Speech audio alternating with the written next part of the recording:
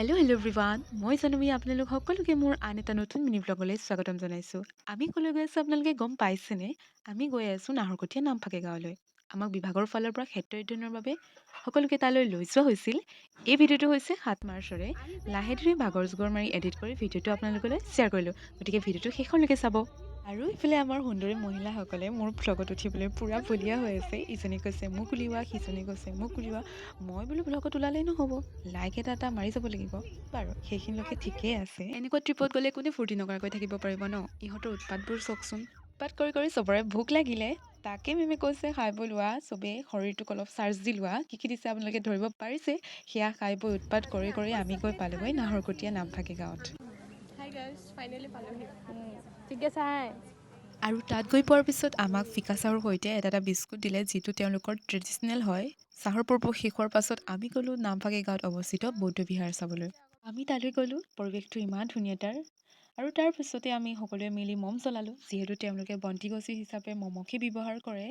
আৰু এই নামফাকে গাঁওখনৰ স্থানীয় লোক যোনে আমাক এই ফাকে গাঁৱৰ ক্ষেত্ৰ অধ্যয়নত সহায় সহযোগিতা আগবঢ়াইছিলে, তেওঁ আমাক সকলোকে এই বৌদ্ধ বিহাৰৰ বিষয়ে কৈ আছিলে। তেওঁলোকৰ যি জাতীয় পতাকা, তেওঁলোকৰ সংস্কৃতি, তেওঁলোকৰ মন্দিৰত থকা যি আচবাব, সেই সকলোবোৰৰ বিষয়ে বৰ ধুনীয়াকৈ বুজাই দিছিলে তেওঁ। আৰু এই প্ৰতিটো বস্তুৰে একো একোটা অৰ্থ আছে, সেই বিষয়েও তেওঁ ভালদৰে আমাক বুজাই দিছিলে। মন্দিৰৰ ভিতৰ ভাগ চোৱাৰ পিছত আমি তাৰ পুথিভঁৰাল চাবলৈ গ'লোঁ। আৰু এই পুথিভঁৰালৰ ভিতৰত থকা টাই জনগোষ্ঠী লোকসকলৰ যি হস্তলিপি, সেইসমূহ আমি ভালদৰে চালোঁ, তাৰ বিষয়ে জানিলোঁ। তাৰ পিছত তাৰ যি বাহিৰৰ শান্তিময় পৰিৱেশ, সেয়াও আমি ভালদৰে উপভোগ কৰিলোঁ। দেখিছেনে আপোনালোকে কিমান ধুনীয়া সুন্দৰ সুকোমল পৰিৱেশ? মন্দিৰৰ চৌপাশ চাই হোৱাৰ পিছত আমি ফাকে গাঁওখন এবাৰ ফুৰিলোঁ। তাৰ স্থানীয় লোকৰ ঘৰলৈও গ'লোঁ আৰু সেই ঠাইৰ বিষয়ে অলপ চলপ দুই এটা কথাও জানিলোঁ। গাঁওখন ফুৰি হোৱাৰ পিছত আমি দুপৰীয়াৰ আহাৰো গ্ৰহণ কৰিলোঁ। তাৰপিছত আমি নামফাকে গাঁৱক বিদায় দি টিপামফাকেলৈ যাত্ৰা কৰিলোঁ। টিপামফাকে আহি পালোঁ।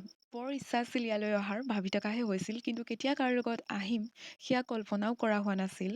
কিন্তু ভাগ্যই কাক কেতিয়া ক'লৈ কাৰ লগত লৈ যায়, আমি সেয়া কেতিয়াও কল্পনা কৰিব নোৱাৰোঁ, হয়নে? আৰু গোটেইবোৰ চাই হোৱাৰ পিছত আমি সকলো ঘৰমুৱা হ'লোঁ। গোটেই দিনটোৰ ভাগৰখিনিক একাপ গাখীৰ চাহে ভাগৰ মৰুৱালোঁ। ভাগৰুৱা বুলি কৈছোঁহে, তেতিয়াও আমাৰ ফূৰ্তি কমা নাই। শেষৰ সময়খিনিত পূৰা নাছিলোঁ একদম।